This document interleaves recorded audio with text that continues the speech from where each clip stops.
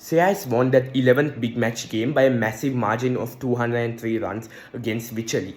And when we look at the second innings, it was always going to be difficult for WYCHERLEY to chase that massive target of 309, but ultimately that scoreboard pressure did work in their mind. But we also have to look at the amazing bowling display by the captain himself, leading from the front and immediately putting pressure on the WYCHERLEY batsman, picking up 5 wickets within the first 10 overs. He bowled what worked for him best, bowling those toe-crushing Yorkers and bowling those full-length deliveries, ultimately leaving the WYCHERLEY batsman clueless. And we also saw some really good short-length deliveries that ultimately challenged the batsman's outside edge.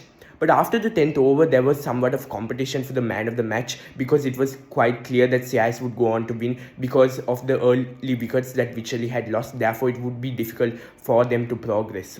So there was a competition between Mahid as a result of his bowling display and Karmeha as a result of his batting display. But ultimately what won Karmeha the man of the match was his all-round display, because he bowled those middle overs, putting pressure on those batsmen and ultimately picking up 4 wickets himself. And therefore it was an amazing bowling display by the CIS players. And also a special mention would go to Mahid's captaincy, right? Because from what I saw from the WYCHERLEY batsmen, they had extremely good technique, and they played some extremely good cricketing shots, but ultimately because of the kind of captaincy and the kind of strategies that Mahid had implemented on the field, they weren't able to essentially pierce the gap and get those runs, and therefore that captaincy element does go under the radar. But overall it was an amazing win for CIS in all departments, because they dominated every single department, scoring 308 runs, such a massive total, picking up all 10 wickets